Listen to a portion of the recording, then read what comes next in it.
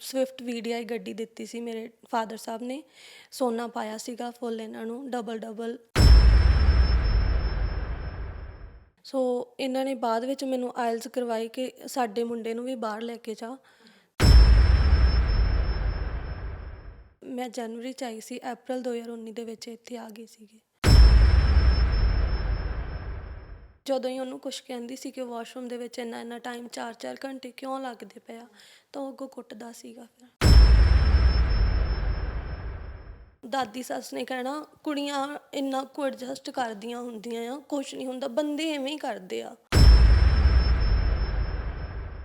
ਕਿ ਹੈਰੋਇਨ ਦਾ ਕੇਸ ਪਿਆ ਸੀਗਾ, ਉਹਦੇ ਸੰਮਣ ਆਏ ਸੀਗੇ। ਉਸ ਰਾਤ ਅਸੀਂ ਯੂ ਹਾਲ ਦੇ ਵਿੱਚ ਸਮਾਨ ਲੈ ਕੇ ਸਾਰੀ ਰਾਤ ਘੁੰਮਦੇ ਰਹਿੰਦੇ ਹਾਂ ਬੱਚੇ ਨੂੰ ਨਾਲ ਰਹਿ ਕੇ, ਕਿਉਂਕਿ ਮੇਰੀ ਲਾਈਫ ਇੰਨੀ ਕੁ ਖਰਾਬ ਸੀਗੀ ਕਿ ਮੇਰੇ ਬੱਚੇ ਦੇ ਨਾਲ ਮੇਰੇ ਫਰੈਂਡਸ ਨੇ ਹੈਲਪ ਕੀਤੀ ਆ। ਸਭ ਨੂੰ ਪਤਾ ਲੱਗਦਾ ਪਿਆ ਕਿ ਉਹਦੀ ਗਲਤੀ ਆ, ਬਟ ਫਿਰ ਵੀ ਉਹ ਤੁਹਾਨੂੰ ਹੀ ਗੰਦਾ ਕਹਿੰਦੇ ਆ। ਮੈਂ ਡੈਡੀ ਨੂੰ ਕਿਹਾ ਕਿ ਹੁਣ ਮੇਰੇ ਤੋਂ ਨਾਲ ਨਹੀਂ ਰਹਿ ਹੁੰਦਾ ਗਾ, ਵੀ ਦਮ ਘੁੱਟਦਾ ਆ। ਮੇਰੇ ਕੋਲ ਮੇਰੀ ਲਾਈਫ ਦਾ ਇੱਕੋ ਇੱਕ ਸਹਾਰਾ ਆ, ਮੇਰੀ ਬੱਚੀ। ਮੈਂ ਉਹਨੂੰ ਵਾਪਸ ਜਲਦੀ ਬੁਲਾਉਣਾ ਚਾਹੁੰਦੀ ਹਾਂ।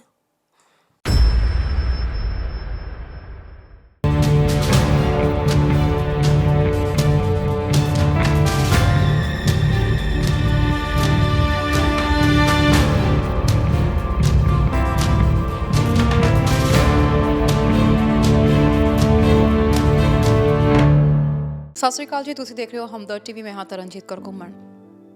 ਵਿਦੇਸ਼ਾਂ ਦੇ ਸੁਪਨੇ ਬਹੁਤ ਵੱਡੇ ਹੁੰਦੇ ਨੇ ਅਤੇ ਕਈ ਵਾਰੀ ਇਹਨਾਂ ਸੁਪਨਿਆਂ ਨੂੰ ਪੂਰਾ ਕਰਨ ਲਈ ਸਾਨੂੰ ਕਈ ਕੀਮਤਾਂ ਵੀ ਚੁਕਾਉਣੀਆਂ ਪੈਂਦੀਆਂ ਨੇ। ਕਈ ਵਾਰੀ ਘਰ ਦੀਆਂ ਚੀਜ਼ਾਂ ਸਾਨੂੰ ਸਾਹਮਣੇ ਲਿਆਉਣੀਆਂ ਪੈਂਦੀਆਂ ਨੇ। ਅੱਜ ਕੁਝ ਅਜਿਹੀ ਗੱਲ ਅਸੀਂ ਤੁਹਾਡੇ ਨਾਲ ਕਰਨ ਜਾ ਰਹੇ ਹਾਂ, ਕਿਉਂਕਿ ਪੰਜਾਬ ਤੋਂ ਇੱਕ ਲੜਕੀ ਆਉਂਦੀ ਆ ਵਿਆਹ ਕਰਵਾ ਕੇ ਕੈਨੇਡਾ ਦੇ ਵਿੱਚ। ਸੁਪਨੇ ਹਰ ਕੋਈ ਸੰਜਾਉਂਦਾ ਆ, ਇਹਨਾਂ ਨੇ ਵੀ ਸਜੋਏ ਸੀ। ਆਪਣੇ ਹਸਬੈਂਡ ਨੂੰ ਵੀ ਇੱਥੇ ਬੁਲਾਇਆ, ਸਟੂਡੈਂਟ ਵੀਜ਼ਾ 'ਤੇ ਇੱਥੇ ਆਏ ਸੀ ਅਤੇ ਲਗਭਗ ਇਹਨਾਂ ਦੇ ਕਹਿਣ ਦੇ ਮੁਤਾਬਿਕ 3 ਮਹੀਨਿਆਂ ਬਾਅਦ ਇਹਨਾਂ ਦੇ ਹਸਬੈਂਡ ਵੀ ਨਾਲ ਇੱਥੇ ਆ ਗਏ ਸੀ। ਪਰ ਉਸ ਤੋਂ ਬਾਅਦ ਕੁਝ ਅਜਿਹੀਆਂ ਚੀਜ਼ਾਂ ਹੋਈਆਂ, ਇਹਨਾਂ ਦੇ ਹਸਬੈਂਡ ਕੁਝ ਅਜਿਹੇ ਇਲੀਗਲ ਕੰਮਾਂ ਦੇ ਵਿੱਚ ਜਿਹੜਾ ਆ ਇਨਵੋਲਵਮੈਂਟ ਉਹਨਾਂ ਨੇ ਆਪਦੀ ਸ਼ੋਅ ਕੀਤੀ ਕਿ ਉਹਨਾਂ ਨੂੰ ਇੱਥੋਂ ਡਿਪੋਰਟ ਕਰ ਦਿੱਤਾ ਗਿਆ। ਇੱਕ ਬਹੁਤ ਸੋਹਣੀ ਰੱਬ ਨੇ ਬੇਟੀ ਵੀ ਦਿੱਤੀ ਹੈ, ਪਰ ਪਰਿਵਾਰ ਇਸ ਵਕਤ ਜਿਹੜਾ ਆ ਉਹ ਬਿਖਰਿਆ ਹੋਇਆ ਵਾ। ਸੋ ਕਮਿਊਨਿਟੀ ਦੇ ਅੱਗੇ ਅਸੀਂ ਕੁਝ ਇਹ ਸਟੋਰੀਜ਼ ਇਸ ਲਈ ਲੈ ਕੇ ਆ ਰਹੇ ਹਾਂ ਕਿਉਂਕਿ ਮਾਪੇ ਵੀ ਜਦੋਂ ਰਿਸ਼ਤਾ ਕਰਦੇ ਆ ਧੀਆਂ ਦਾ, ਤਾਂ ਇੱਕ ਤਾਂ ਕੰਪੈਟੇਬਿਲਿਟੀ ਜ਼ਰੂਰ ਦੇਖਣ, ਦੂਜੀ ਇਹ ਗੱਲ ਜ਼ਰੂਰ ਦੇਖਣ ਕਿ ਵੀ ਜੇਕਰ ਉਹ ਬਾਹਰ ਰਹਿੰਦੀਆਂ ਨੇ ਤਾਂ ਸਪੋਰਟ ਉਹਨਾਂ ਨੂੰ ਬਹੁਤ ਜ਼ਿਆਦਾ ਚਾਹੀਦੀ ਆ ਪੇਰੈਂਟਸ ਦੀ ਵੀ। ਜ਼ਰੂਰੀ ਨਹੀਂ ਕਿ ਹਰ ਮਾਮਲਿਆਂ ਦੇ ਵਿੱਚ, ਜਿਵੇਂ ਅਸੀਂ ਪਿੱਛੇ ਕਈ ਮਾਮਲੇ ਦੇਖਦੇ ਆ ਰਹੇ ਹਾਂ, ਹਰ ਮਾਮਲਿਆਂ ਵਿੱਚ ਕੁੜੀਆਂ ਹੀ ਗਲਤ ਹੋਣ। ਬਹੁਤ ਸਾਰੇ ਮਾਮਲੇ ਅਜਿਹੇ ਵੀ ਨੇ ਜਿਹਦੇ ਵਿੱਚ ਮੁੰਡੇ ਵੀ ਗਲਤ ਹੁੰਦੇ ਨੇ। ਅੱਜ ਜਿਹੜੀ ਅਸੀਂ ਸਟੋਰੀ ਤੁਹਾਡੇ ਸਾਹਮਣੇ ਲੈ ਕੇ ਆ ਰਹੇ ਹਾਂ, ਇਹ ਕੋਈ ਸਟੋਰੀ ਨਹੀਂ ਹੈਗੀ, ਇਹ ਜ਼ਿੰਦਗੀ ਦੀ ਅਸਲੀਅਤ ਆ। ਸਿਰਫ ਇਹੀ ਨਹੀਂ, ਬਹੁਤ ਸਾਰੀਆਂ ਕੁੜੀਆਂ ਨੇ ਜਿਹੜੀਆਂ ਅਜਿਹੇ ਹਾਲਾਤਾਂ 'ਚੋਂ ਲੰਘਦੀਆਂ ਨੇ। ਕੋਈ ਤਾਂ ਚੁੱਪ ਕਰ ਜਾਂਦੀਆਂ ਨੇ, ਪਰ ਕਈਆਂ ਨੂੰ ਘਰ ਦੇ ਨਾਲ ਮਿਲ ਕੇ ਸਪੋਰਟ ਕਰਦੇ ਨੇ ਕਿ ਗੱਲ ਸਾਰਿਆਂ ਦੇ ਸਾਹਮਣੇ ਆਉਣੀ ਚਾਹੀਦੀ ਹੈ ਅਤੇ ਇਸ ਚੀਜ਼ ਤੋਂ ਬਾਕੀ ਮਾਪੇ ਵੀ ਸਿੱਖਿਆ ਲੈਣ। ਰਮਨ ਮੇਰੇ ਨਾਲ ਮੌਜੂਦ ਆ, ਜੋ ਬੇਸਿਕਲੀ ਫਿਰੋਜ਼ਪੁਰ ਤੋਂ ਬਿਲੋਂਗ ਕਰਦੀ ਆ। ਇੱਥੇ 2019 ਦੇ ਵਿੱਚ ਸਟੂਡੈਂਟ ਵੀਜ਼ਾ 'ਤੇ ਆਈ ਸੀ। ਆਪਾਂ ਰਮਨ ਨਾਲ ਗੱਲ ਕਰਦੇ ਹਾਂ। ਰਮਨ, 2019 'ਚ ਕਦੋਂ ਤੁਸੀਂ ਇੱਥੇ ਸਟੂਡੈਂਟ ਵੀਜ਼ਾ 'ਤੇ ਆਏ ਸੀ? ਮੈਂ ਜਨਵਰੀ 2019 ਦੇ ਵਿੱਚ ਇੱਥੇ ਸਟੂਡੈਂਟ ਵੀਜ਼ਾ 'ਤੇ ਆਈ ਸੀਗੀ। ਅਤੇ ਤੁਹਾਡਾ ਮੈਰਿਜ ਕਦੋਂ ਹੋਈ ਸੀ? ਮੇਰੀ ਅਕਤੂਬਰ 2017 ਦੇ ਵਿੱਚ ਮੈਰਿਜ ਹੋਈ ਸੀ ਕੋਟਕਪੂਰਾ ਦੇ ਵਿੱਚ। ਤੁਹਾਡੇ ਹਸਬੈਂਡ ਦਾ ਕੀ ਨਾਮ ਹੈ? ਕਮਲਜੀਤ ਸਿੰਘ ਸੰਧੂ। ਇਹ ਮਤਲਬ ਜਿਹੜੀ ਮੈਰਿਜ ਹੋਈ ਸੀ ਰਿਸ਼ਤੇਦਾਰੀ ਵਿੱਚ ਹੀ ਹੋਈ ਸੀ, ਕੋਈ ਅਖਬਾਰ ਦੇ ਜ਼ਰੀਏ ਹੋਈ ਸੀ? ਆਮ ਸੌਰੀ ਟੂ ਸੇ ਕਿ ਅੱਜ ਕੱਲ੍ਹ ਜਿਵੇਂ ਚੱਲਦਾ ਆਇਲਸ ਮੈਰਿਜ ਤਾਂ ਨਹੀਂ ਸੀ ਇਹ? ਨਹੀਂ, ਇਹ ਆਇਲਸ ਮੈਰਿਜ ਨਹੀਂ ਸੀਗੇ, ਇਹ ਰਿਸ਼ਤੇਦਾਰੀ ਦੇ ਵਿੱਚ ਮੈਰਿਜ ਹੋਈ ਸੀ। ਮੇਰੀ ਮੰਮੀ ਦੇ ਭੂਆ ਜੀ ਦਾ ਪੁੱਤ ਆਇਆ, ਉਹ ਜਿਹਦੇ ਨਾਲ ਮੇਰੀ ਮੈਰਿਜ ਹੋਈ। ਉਹਨਾਂ ਨੇ ਮੰਗ ਕੇ ਮੇਰੀ ਮੰਮੀ ਤੋਂ ਮੇਰਾ ਰਿਸ਼ਤਾ ਲਿਆ ਸੀਗਾ। ਤੇ ਕਿੰਨੀ ਉਮਰ ਸੀ ਉਸ ਟਾਈਮ ਜਦੋਂ ਤੁਹਾਡਾ ਵਿਆਹ? ਮੇਰੇ 20 ਤੋਂ 21 ਦੇ ਦਰਮਿਆਨ ਸੀਗੀ ਉਸ ਟਾਈਮ 'ਤੇ ਉਮਰ। ਸਾਡੀ ਅੰਗੇਜਮੈਂਟ 3 ਸਾਲ ਪਹਿਲਾਂ ਉਦੋਂ ਹੋਈ ਸੀਗੀ। ਮੇਰੀ +2 ਕਲੀਅਰ ਹੁੰਦਿਆਂ ਹੀ ਮੇਰੀ ਅੰਗੇਜਮੈਂਟ ਹੋ ਗਈ ਸੀ। 2.5 ਪੌਣੇ 3 ਸਾਲ ਮੇਰੀ ਅੰਗੇਜਮੈਂਟ ਰਹੀ ਆ। ਉਸ ਤੋਂ ਬਾਅਦ 2017 ਅਕਤੂਬਰ ਦੇ ਵਿੱਚ ਸਾਡੀ ਮੈਰਿਜ ਹੋਈ ਆ। ਇਨ ਦਾ ਮੇਨ ਟਾਈਮ ਤੁਹਾਡਾ ਰਿਲੇਸ਼ਨਸ਼ਿਪ ਪੀਰੀਅਡ ਚੱਲਿਆ ਹੋਣਾ, ਗੱਲਬਾਤ ਹੁੰਦੀ ਹੋਣੀ ਆ। ਸੋ ਕਿਵੇਂ ਦਾ ਬਿਹੇਵੀਅਰ ਸੀ ਤੁਹਾਡੇ ਹਸਬੈਂਡ ਦਾ? ਨਹੀਂ, ਉਸ ਤੋਂ ਬਾਅਦ ਸਾਡੀ ਗੱਲਬਾਤ ਇੱਦਾਂ ਨਹੀਂ ਸੀ ਹੁੰਦੀ। ਲਾਈਕ ਜਿੱਦਾਂ ਆਪਾਂ ਕਹਿ ਸਕਦੇ ਹਾਂ ਕਿ ਬੈਕ ਏਰੀਆ ਜਿਹਾ ਪੈ ਜਾਂਦਾ ਆ। ਸੋ ਉਸ ਤਰ੍ਹਾਂ ਫੈਮਿਲੀ ਗੱਲ ਕਰਨ ਨੂੰ ਸਪੋਰਟ ਨਹੀਂ ਸੀ ਕਰਦੀ। ਤਾਂ ਲਾਸਟ ਵਾਲੇ 8-9 ਮਹੀਨੇ ਗੱਲ ਹੁੰਦੀ ਸੀ ਦੂਜੇ ਤੀਜੇ ਦਿਨ ਹਾਲ ਪੁੱਛ ਲਿਆ, ਠੀਕ ਆ, ਓਕੇ ਬਾਏ। ਕਿਉਂਕਿ ਉਸ ਤੋਂ ਬਾਅਦ ਇਹ ਦੁਬਈ ਦੇ ਵਿੱਚ ਚਲ ਗਏ ਸੀਗੇ, ਸਾਲ ਡੇਢ ਇਹਨਾਂ ਨੇ ਉੱਥੇ ਲਾਇਆ ਸੀਗਾ। ਤੇ ਮਤਲਬ ਮੈਰਿਜ ਤੋਂ ਪਹਿਲਾਂ ਉਹ ਇੰਗੇਜਮੈਂਟ ਤੋਂ ਬਾਅਦ ਮੈਰਿਜ ਤੋਂ ਪਹਿਲਾਂ ਦੁਬਈ 1.5 ਸਾਲ ਲੱਗ ਗਿਆ। ਹਾਂਜੀ, ਦੁਬਈ 1.5 ਸਾਲ ਲੱਗ ਕੇ ਆਇਆ। ਤੇ ਉੱਥੋਂ ਫਿਰ ਕੰਮ ਦੇ ਬੇਸ ਤੇ ਗਏ ਹੋਣੇ ਆ, ਵਾਪਸ ਆ ਗਏ ਸੀ? ਉੱਥੇ ਕੀ ਕਰਦੇ ਸੀ? ਉੱਥੇ ਕੰਮ ਦੇ ਬੇਸ ਤੇ ਗਏ ਸੀਗੇ, ਬਟ ਉੱਥੇ ਮੈਨੂੰ ਜਿੰਨਾ ਕੁ ਪਤਾ ਹੈ ਕਿ ਟਰੱਕ ਦਾ ਬਣਾਉਣਾ ਸੀ, ਬਟ ਬਣਿਆ ਨਹੀਂ, ਇਹਨਾਂ ਤੋਂ ਪੇਪਰ ਹੀ ਨਹੀਂ ਕਲੀਅਰ ਹੋਇਆ ਸੀਗਾ, ਤਾਂ ਵਾਪਸ ਆ ਗਏ ਸੀਗੇ। ਫਿਰ ਉਸ ਤੋਂ ਬਾਅਦ ਤੁਹਾਡਾ ਵਿਆਹ ਜਦੋਂ ਹੋਇਆ ਵਾ, ਬਾਹਰ ਜਾਣ ਦਾ ਕਿਵੇਂ ਆਈਡੀਆ ਆਇਆ ਇਹ? ਇਹਨਾਂ ਦੇ ਸ਼ਰੀਕੇ ਦੇ ਵਿੱਚੋਂ ਸਾਰੇ ਘਰਾਂ 'ਚ ਆਲਮੋਸਟ ਸਾਰੇ ਮੁੰਡੇ ਬਾਹਰ ਆਏ ਹੀ ਹੋਏ ਸੀਗੇ। ਸੋ ਇਹਨਾਂ ਨੇ ਬਾਅਦ ਵਿੱਚ ਮੈਨੂੰ ਆਇਲਸ ਕਰਵਾਈ ਕਿ ਸਾਡੇ ਮੁੰਡੇ ਨੂੰ ਵੀ ਬਾਹਰ ਲੈ ਕੇ ਜਾ, ਤਾਂ ਤੂੰ ਆਇਲਸ ਕਰ। ਤਾਂ ਮੈਂ ਆਇਲਸ ਕਰਨ ਲੱਗ ਗਈ। ਮੈਂ 4 ਮਹੀਨਿਆਂ ਦੇ ਵਿੱਚ ਐਗਜ਼ਾਮ ਵੀ ਕਲੀਅਰ ਕਰ ਲਿਆ। 4-5 ਮਹੀਨੇ ਮੈਂ ਸਟੱਡੀ ਉੱਥੇ ਕਰਵਾਉਂਦੀ ਰਹੀ ਆਇਲਸ ਦੀ। ਦੈਨ ਮੈਂ ਇੱਧਰ ਆ ਗਈ ਸੀ 2019 ਦੇ ਵਿੱਚ। ਵਿਆਹ ਕਿੱਥੇ ਹੋਇਆ ਸੀ, ਕਿਵੇਂ ਦਾ ਹੋਇਆ ਸੀਗਾ? ਕਿਉਂਕਿ ਆਮ ਤੌਰ 'ਤੇ ਜਦੋਂ ਹੁੰਦਾ ਹੈ ਕਿ ਇਹ ਕਿਹਾ ਜਾਂਦਾ ਹੈ ਕਿ ਖਰਚਾ ਜਿਹੜਾ ਆ ਉਹ ਲੜਕਾ ਪਰਿਵਾਰ ਕਰੇਗਾ ਤੇ ਸਾਨੂੰ ਬਿਲਕੁਲ ਸਿੰਪਲ ਸਾਦਾ ਵਿਆਹ ਚਾਹੀਦਾ। ਤੁਹਾਡਾ ਵਿਆਹ ਕਿੱਦਾਂ ਦਾ ਹੋਇਆ ਸੀ? ਮੇਰਾ ਵਿਆਹ ਫੁੱਲ ਦਾਜ ਦਹੇਜ ਦੇ ਕੇ ਸਨਵਿਲੇ ਰਿਜ਼ੋਰਟ ਦੇ ਵਿੱਚ ਇਹਨਾਂ ਨੇ ਵਿਆਹ ਕੀਤਾ ਸੀਗਾ। ਚੌਕ ਹਰੀਹਰ ਪੈਲੇਸ ਆ, ਉੱਥੇ ਮੇਰਾ ਵਿਆਹ ਹੋਇਆ ਸੀਗਾ। ਸਵਿਫਟ VDI ਗੱਡੀ ਦਿੱਤੀ ਸੀ ਮੇਰੇ ਫਾਦਰ ਸਾਹਿਬ ਨੇ। ਸੋਨਾ ਪਾਇਆ ਸੀਗਾ ਫੁੱਲ ਇਹਨਾਂ ਨੂੰ, ਡਬਲ ਸੋਨਾ ਇਹਨਾਂ ਨੂੰ, ਮੰਮੀ ਡੈਡੀ ਨੂੰ, ਦਾਦੀ ਸੱਸ ਨੂੰ, ਸਾਰਿਆਂ ਨੂੰ ਸੋਨਾ ਪਾ ਕੇ ਵਿਆਹ ਕੀਤਾ ਸੀਗਾ। ਕੋਈ ਅੰਦਾਜ਼ਾ ਹੈਗਾ ਤੁਹਾਨੂੰ ਵੀ ਕਿੰਨਾ ਕੁ ਕੁੱਲ ਖਰਚਾ ਹੋਇਆ ਹੋਣਾ ਵਿਆਹ 'ਤੇ? 20-22 ਲੱਖ ਦੇ ਨੇੜੇ। ਹਾਂਜੀ। 20-22 ਲੱਖ ਵਿਆਹ 'ਤੇ ਲਾਇਆ, ਤੇ ਉਸ ਤੋਂ ਬਾਅਦ ਤੁਸੀਂ ਕਹਿੰਦੇ ਹੋ ਕਿ ਸਹੁਰਾ ਪਰਿਵਾਰ ਨੇ ਕਿਹਾ ਕਿ ਵੀ ਸਾਰੇ ਜਣੇ ਸ਼ਰੀਕੇ ਕਬੀਲੇ ਦੇ ਵਿੱਚ ਬਾਹਰ ਗਏ ਹੋਏ ਆ, ਵੀ ਤੁਸੀਂ ਵੀ ਆਇਲਸ ਕਰੋ। ਫਿਰ ਤੁਸੀਂ ਇੱਥੇ 19 ਦੇ ਵਿੱਚ ਆ ਗਏ। ਆਪਣੇ ਹਸਬੈਂਡ ਦੇ ਨਾਲ ਉਦੋਂ ਤੁਹਾਡੇ ਕਿਵੇਂ ਦੇ ਰਿਲੇਸ਼ਨ ਸੀ, ਜਾਂ ਸਹੁਰਾ ਪਰਿਵਾਰ ਨਾਲ ਕਿਵੇਂ ਦੇ ਰਿਲੇਸ਼ਨ ਸੀ? ਮੇਰੇ ਰਿਲੇਸ਼ਨ ਬਹੁਤ ਵਧੀਆ ਸੀਗੇ ਉਸ ਟਾਈਮ 'ਤੇ, ਤਾਂ ਹੀ ਮੈਂ ਨਾਲ ਦੀ ਨਾਲ ਵੀਜ਼ਾ ਅਪਲਾਈ ਕੀਤਾ। ਵੀਜ਼ਾ ਵੀ ਆ ਗਿਆ ਸੀਗਾ 2.5-3 ਮਹੀਨੇ ਦੇ ਵਿੱਚ। ਮੈਂ ਜਨਵਰੀ 'ਚ ਆਈ ਸੀ, ਅਪ੍ਰੈਲ 2019 ਦੇ ਵਿੱਚ ਇੱਥੇ ਆ ਗਈ ਸੀਗੀ। ਉਹ ਆ ਗਏ ਸੀ, ਮਤਲਬ 3 ਕੁ ਮਹੀਨੇ ਦੇ ਵਿੱਚ, 3 ਕੁ ਮਹੀਨੇ 'ਚ ਉਹ ਵਾਪਸ ਇੱਥੇ ਕੈਨੇਡਾ ਦੇ ਵਿੱਚ ਆ ਗਏ ਸੀਗੇ। ਕਿਵੇਂ ਦੀ ਚੱਲ ਰਹੀ ਸੀ ਲਾਈਫ? ਬਹੁਤ ਸੋਹਣੀ ਚੱਲ ਰਹੀ ਸੀਗੀ। ਬਾਅਦ ਵਿੱਚ ਅਪ੍ਰੈਲ ਦੇ ਵਿੱਚ ਉਹ ਆਏ ਆ।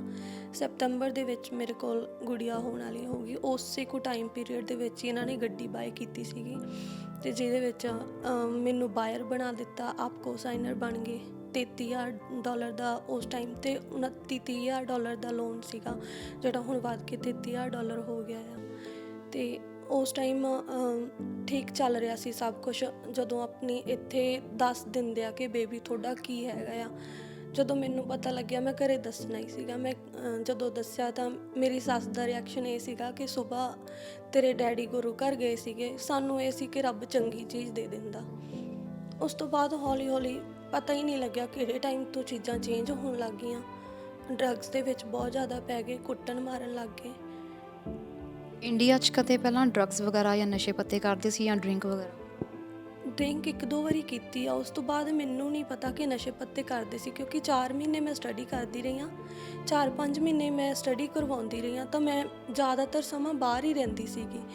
ਲਾਸਟ ਵਾਲੇ 1.5-2 ਮਹੀਨੇ ਮੈਂ ਘਰ ਰਹੀ ਹਾਂ। ਉਸ ਟਾਈਮ 'ਤੇ ਸ਼ਹਿਰ ਚਲ ਜਾਂਦੀ ਸੀ ਸੁਬਾਹ। ਮੈਨੂੰ ਨਹੀਂ ਪਤਾ ਕਿ ਰੈਗੂਲਰ ਦੀ ਰੂਟੀਨ ਬਣੀ ਹੋਈ ਆ, ਸ਼ਾਇਦ ਫਰੈਂਡਸ ਨਾਲ ਜਾਂਦੇ ਆ ਜਾਂ ਕੁਛ ਵੀ ਆ, ਉੱਥੇ ਨਹੀਂ ਪਤਾ ਲੱਗਣ ਦਿੰਦੇ ਘਰ ਦੇ ਤੁਹਾਨੂੰ।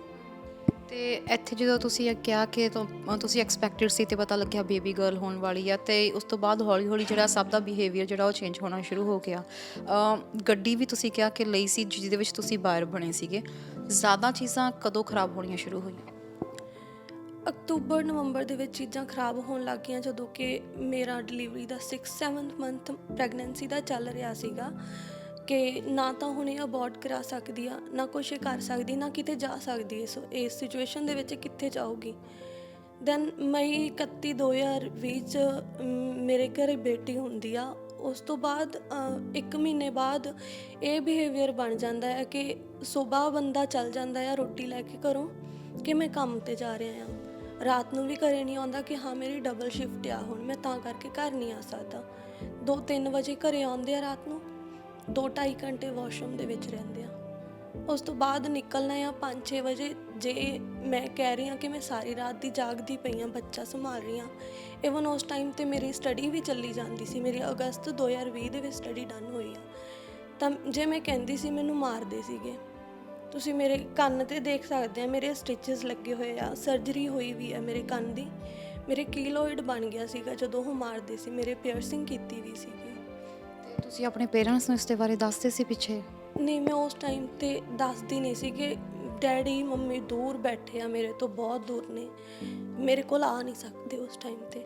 ਤੁਸੀਂ ਆਪਣੇ ਸਹੁਰਿਆਂ ਨੂੰ ਇਸ ਦੇ ਬਾਰੇ ਕੰਪਲੇਂਟ ਕੀਤੀ ਆ ਵੀ ਤੁਹਾਡਾ ਮੁੰਡਾ ਕੀ ਕਰ ਰਿਹਾ? ਮੈਂ ਉਹਨਾਂ ਨੂੰ ਹਰ ਰੋਜ਼ ਦੱਸਦੀ ਸੀ ਕਿ ਇਦਾਂ ਕਰਦੇ ਆ, ਮੈਨੂੰ ਕੁੱਟਦੇ ਆ, ਮਾਰਦੇ ਆ, ਪਰ ਉਹ ਸੁਣਦੇ ਹੀ ਨਹੀਂ ਸੀ। ਉਹਨਾਂ ਨੇ ਇਹੀ ਕਹਿ ਦਿੰਦੇ ਸੀ, ਹਾਂ ਇਦਾਂ ਨਹੀਂ ਕਰੀਦਾ ਹੁੰਦਾ, ਚੱਲ ਤੂੰ ਵੀ ਕੁੜੀ ਆ। ਦਾਦੀ ਸੱਸ ਨੇ ਕਹਿਣਾ ਕੁੜੀਆਂ ਇੰਨਾ ਕੁ ਐਡਜਸਟ ਕਰਦੀਆਂ ਹੁੰਦੀਆਂ ਆ, ਕੁਛ ਨਹੀਂ ਹੁੰਦਾ, ਬੰਦੇ ਐਵੇਂ ਹੀ ਕਰਦੇ ਆ।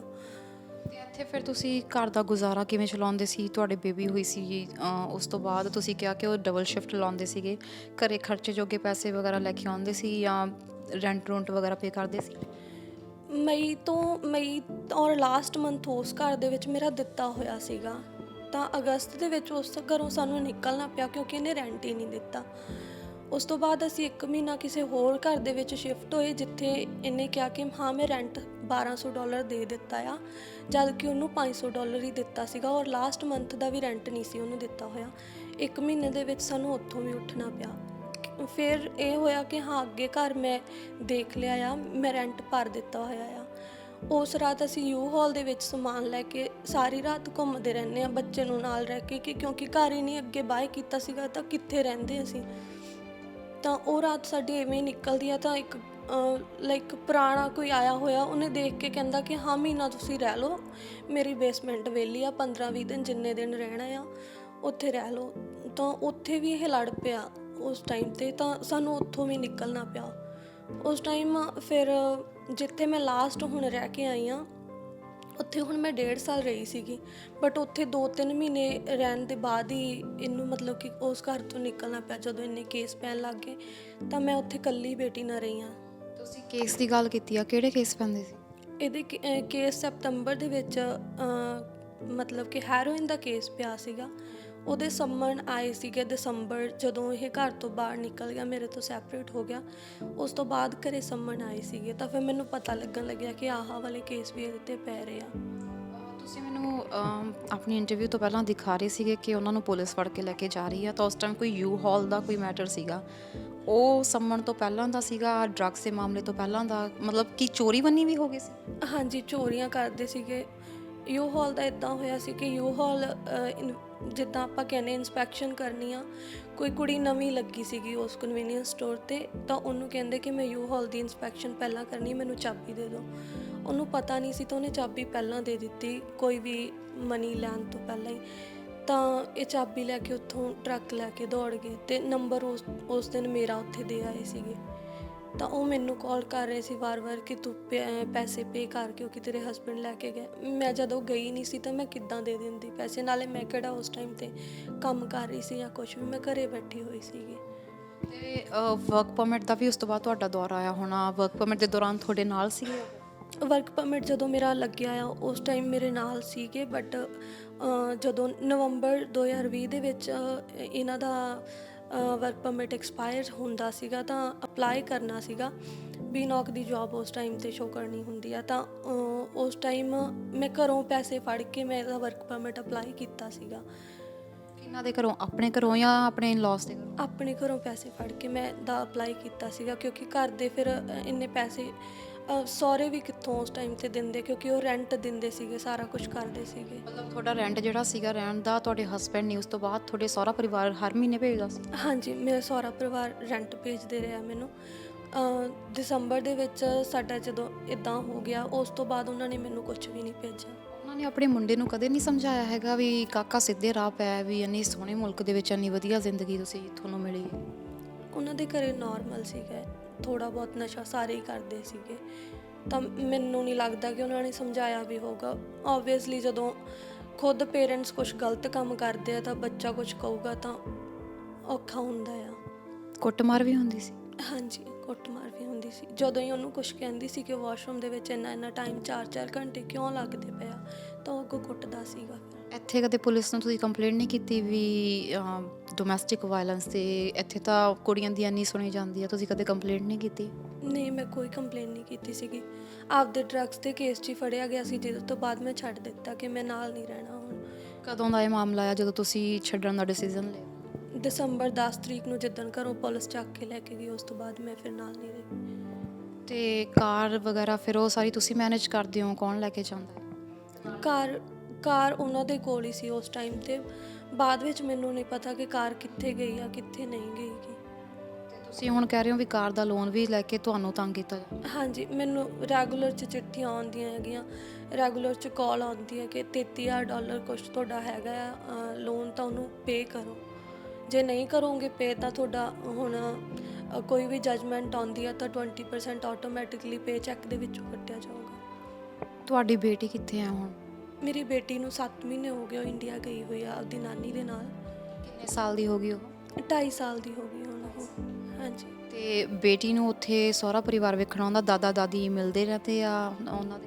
ਨਹੀਂ, ਇੱਕ ਵਾਰ ਵੀ ਕਿਸੇ ਨੇ ਟਰਾਈ ਵੀ ਨਹੀਂ ਕੀਤੀ। ਇਵਨ ਮੇ ਬੀ ਗਰਲ ਆ ਕਰਕੇ ਤਾਂ ਕਰਕੇ, ਜੇ ਮੁੰਡਾ ਹੁੰਦਾ ਤਾਂ ਸ਼ਾਇਦ ਉਹ ਮਿਲਣ ਦੀ ਟਰਾਈ ਵੀ ਕਰਦੇ। ਔਰ ਮੈਂ ਕਦੇ ਉਹਨਾਂ ਨੂੰ ਰੋਕਿਆ ਵੀ ਨਹੀਂ ਇਸ ਚੀਜ਼ ਤੋਂ। ਮੈਨੂੰ ਵੀ ਪਤਾ ਹੈ ਕਿ ਉਹਨਾਂ ਦਾ ਵੀ ਕੁਝ ਪਾਰਟ ਆ, ਹੈ ਨਾ, ਉਹਨਾਂ ਦੇ ਵੀ ਫੈਮਿਲੀ ਮੈਂਬਰ ਆ ਉਹ। ਤੁਹਾਡੇ ਹਸਬੈਂਡ ਮਿਲੇ ਆ ਇੰਡੀਆ ਜਦੋਂ ਤੁਸੀਂ ਕਿਹਾ ਹੋਣੀ ਕਿ ਡਿਪੋਰਟ ਹੋ ਗਏ ਆ? ਉਹ ਡਿਪੋਰਟ ਦਾ ਪੂਰਾ ਸਿਸਟਮ ਕੀ ਹੋਇਆ ਤੁਹਾਨੂੰ? ਉਹਨਾਂ ਨੇ ਕਿਹਾ ਨਹੀਂ ਵੀ ਮੈਨੂੰ ਬਚਾਉਣ ਦੀ ਕੋਸ਼ਿਸ਼ ਕਰੋ ਜਾਂ ਮੇਰੇ ਲਈ ਲਾਇਰ ਕੋਈ ਅਰੇਂਜ ਕੀਤਾ ਜਾਵੇ?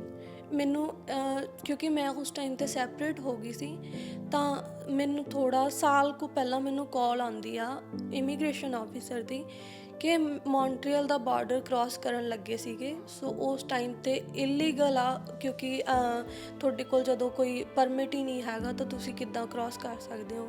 ਤਾਂ ਉਹਨਾਂ ਨੇ ਉੱਥੇ ਨੂੰ ਫੜ ਲਿਆ ਸੀਗਾ, ਤਾਂ ਉਸ ਟਾਈਮ ਤੋਂ ਬਾਅਦ ਉਹ ਉੱਥੇ ਹੀ ਸੀਗੇ। ਫਿਰ ਜਦੋਂ ਡਿਪੋਰਟ ਕੀਤਾ ਗਿਆ ਉਦੋਂ ਤੁਹਾਡੇ ਨਾਲ ਕੋਈ ਉਹਨਾਂ ਨੇ ਕੰਟੈਕਟ ਕੀਤਾ ਸੀਗਾ ਕਿ ਮੈਨੂੰ ਡਿਪੋਰਟ ਕਰਨ ਲੱਗੇ ਆ ਜਾਂ ਮੈਂ ਅੱਜ ਚੱਲਿਆ? ਨਹੀਂ, ਮੈਨੂੰ ਉਹਨਾਂ ਨੇ ਕੰਟੈਕਟ ਨਹੀਂ ਕੀਤਾ ਸੀ, ਮੈਨੂੰ ਇਮੀਗ੍ਰੇਸ਼ਨ ਆਫਿਸਰ ਨੇ ਹੀ ਕੰਟੈਕਟ ਕੀਤਾ ਸੀ ਕਿ ਤੁਹਾਡੇ ਹਸਬੈਂਡ ਕਹਿ ਰਹੇ ਆ ਕਿ ਤੁਸੀਂ ਇੰਡੀਆ ਵਾਪਸ ਜਾਣਾ ਆ, ਇੰਡੀਆ ਵਾਪਸ ਜਾ ਕੇ ਬੱਚੇ ਨਾਲ ਆਪਦੀ ਲਾਈਫ ਸਟਾਰਟ ਕਰਨੀ ਆ। ਮੈਂ ਕਿਹਾ ਵੀ ਮੇਰਾ ਬੱਚਾ ਤਾਂ ਇੱਥੋਂ ਦਾ ਸਿਟੀਜ਼ਨ ਆ, ਮੈਂ ਉਹਨੂੰ ਇੱਥੋਂ ਕਿੱਦਾਂ ਲੈ ਕੇ ਜਾਊਂਗੀ? ਮੈਂ ਨਾਲੇ ਇੱਥੋਂ ਜਾ ਕੇ ਕਰਨਾ ਵੀ ਕੀ ਆ? ਮੈਂ ਰਹਿਣਾ ਹੀ ਨਹੀਂ ਹੈਗਾ ਜਦੋਂ ਇਹਨਾਂ ਦੇ ਨਾਲ। ਮੇਰੀ ਲਾਈਫ ਇੰਨੀ ਕੁ ਜ਼ਿਆਦਾ ਗੰਦੀ ਸੀਗੀ ਉਹ ਕਿ ਮੈਂ ਵਾਪਸ ਚਾਹੁੰਦੀ ਨਹੀਂ ਮੈਂ ਉਸ ਲਾਈਫ ਦੇ ਵਿੱਚ ਦੁਬਾਰਾ ਜਾਵਾਂ। ਤੇ ਪਿੱਛੋਂ ਪੇਰੈਂਟਸ ਦੀ ਸਪੋਰਟ ਹੈਗੀ ਸੀ ਤੁਹਾਨੂੰ ਜਦੋਂ ਆਹ ਸਾਰਾ ਮਾਮਲਾ ਹੋਇਆ? ਕਦੋਂ ਉਹਨਾਂ ਨੂੰ ਇਸ ਦੇ ਬਾਰੇ ਪਤਾ ਲੱਗਿਆ ਜਾਂ ਕਦੋਂ ਮਤਲਬ ਤੁਹਾਡੀ ਬੱਸ ਹੋ ਗਈ ਕਿ ਹੁਣ ਦੱਸਣਾ ਪੈਣਾ ਘਰੇ? ਮੈਂ ਪਹਿਲਾਂ ਕੁਝ ਵੀ ਨਹੀਂ ਦੱਸਿਆ ਸੀਗਾ। ਜਦੋਂ ਦੂਸਰੀ ਵਾਰ ਪੁਲਿਸ ਘਰ ਤੋਂ ਫੜ ਕੇ ਲੈ ਕੇ ਗਈ ਆ, ਮੈਨੂੰ ਉਦੋਂ ਦੱਸਣਾ ਪਿਆ। ਪਹਿਲੀ ਵਾਰੀ ਮੈਂ ਦੱਸਣ ਦੀ ਟਰਾਈ ਕੀਤੀ ਸੀ ਤਾਂ ਮੰਮੀ ਡੈਡੀ ਕਿਸੇ ਵਿਆਹ 'ਤੇ ਗਏ ਹੋਏ ਸੀਗੇ। ਮੈਂ ਕਾਲ ਕੀਤੀ, ਮੈਂ ਕਾਲ ਕੱਟ ਦਿੱਤੀ। ਮੈਂ ਕਿਹਾ ਵੀ ਮੰਮੀ ਹੁਣੀ ਵਿਆਹ 'ਤੇ ਨੇ, ਉਹਨਾਂ ਦਾ ਕਿਉਂ ਉੱਥੇ ਸਾਰਾ ਕੁਝ ਐਵੇਂ ਖ਼ਰਾਬ ਕਰਨਾ ਆ? ਕਿਉਂਕਿ ਨਾ ਤਾਂ ਉਹ ਕੁਝ ਕਰ ਸਕਦੇ ਆ, ਨਾ ਮੇਰੇ ਕੋਲ ਪਹੁੰਚ ਸਕਦੇ ਆ, ਨਾ ਹੀ ਮੈਂ ਹੀ ਵਾਪਸ ਜਾ ਸਕਦੀ ਸੀ ਉਸ ਟਾਈਮ 'ਤੇ। ਤਾਂ ਮੈਂ ਉਦੋਂ ਦੱਸਿਆ ਹੀ ਨਹੀਂ। 10 ਕੁ ਦਿਨ ਦੇ ਬਾਅਦ ਫਿਰ ਮੈਨੂੰ ਜਦੋਂ ਪੁਲਿਸ ਦੁਬਾਰਾ ਲੈ ਕੇ ਗਈ, ਮੈਨੂੰ ਨਹੀਂ ਪਤਾ ਕਿ ਮੇਰੇ ਹੱਥ ਦੇ ਵਿੱਚ ਫ਼ੋਨ ਸੀਗਾ ਕਦੋਂ ਮੇਰਾ ਦਿਮਾਗ ਚੱਲਿਆ ਕਿ ਮੈਂ ਵੀਡੀਓ ਬਣਾ ਲਈ ਤਾਂ ਉਹੀ ਪਾ ਕੇ ਘਰੇ ਮੈਂ ਡੈਡੀ ਨੂੰ ਕਿਹਾ ਕਿ ਹੁਣ ਮੇਰੇ ਤੋਂ ਨਾਲ ਨਹੀਂ ਰਹਿ ਹੁੰਦਾ ਗਾ, ਵੀ ਦਮ ਘੁੱਟਦਾ ਆ, ਘਰੋਂ ਪੈਸੇ ਉਹ ਪਾਉਂਦੇ ਆ, ਕੁਝ ਵੀ ਨਹੀਂ ਕਰਦਾ ਹੈਗਾ, ਬੱਚੇ ਦੀ ਕੇਅਰ ਨਹੀਂ ਕਰਦਾ। ਕੋਈ ਵੈਕਸੀਨੇਸ਼ਨ ਹੁੰਦੀ ਆ ਮੈਂ ਆਪ ਉਬਰ ਕਰਕੇ ਲੈ ਕੇ ਜਾਂਦੀ ਆ, ਨਾ ਕੋਈ ਪੈਸਾ ਦਿੰਦਾ ਹੈਗਾ। ਖਰਚੇ ਮੈਨੂੰ ਪਤਾ ਮੈਂ ਕਿੱਥੋਂ ਕੱਢ ਰਹੀ ਹਾਂ। ਸਹੁਰਿਆਂ ਦੇ ਨਾਲ ਹੁਣ ਤੁਸੀਂ ਜਿਵੇਂ ਕਿਹਾ ਕਿ ਜਦੋਂ ਦੀ ਬੇਟੀ ਗਈ ਆ ਕੋਈ ਉਹਨਾਂ ਨੇ ਵੀ ਕੰਟੈਕਟ ਕਰਨ ਦੀ ਕੋਸ਼ਿਸ਼ ਨਹੀਂ ਕੀਤੀ। ਆਖਰੀ ਵਾਰੀ ਤੁਹਾਡੀ ਆਪਣੇ ਹਸਬੈਂਡ ਨਾਲ ਤੇ ਆਪਣੇ ਇਨ-ਲॉज ਦੇ ਨਾਲ ਕਦੋਂ ਗੱਲ ਹੋਈ ਸੀ? 1.5 ਸਾਲ ਦੇ ਕਰੀਬ ਹੋ ਗਿਆ। ਜਦੋਂ ਮੇਰੇ ਮੰਮੀ ਇੱਥੇ ਆਏ ਸੀਗੇ ਤਾਂ ਉਸ ਟਾਈਮ 'ਤੇ ਮੇਰੇ ਹਸਬੈਂਡ ਨੇ ਕਾਲ ਕੀਤੀ ਸੀ ਸ਼ਾਇਦ ਕਿ ਮੰਮੀ ਆ ਗਏ ਆ ਤਾਂ ਹੁਣ ਸਾਰਾ ਕੁਝ ਇਹ ਸੈੱਟ ਕਰ ਲੈਣਗੇ। ਬਟ ਇੰਨਾ ਕੁ ਜ਼ਿਆਦਾ ਵਿਗੜਿਆ ਸੀਗਾ ਕਿ ਮੰਮੀ ਵੀ ਕੀ ਕਰ ਲੈਂਦੇ।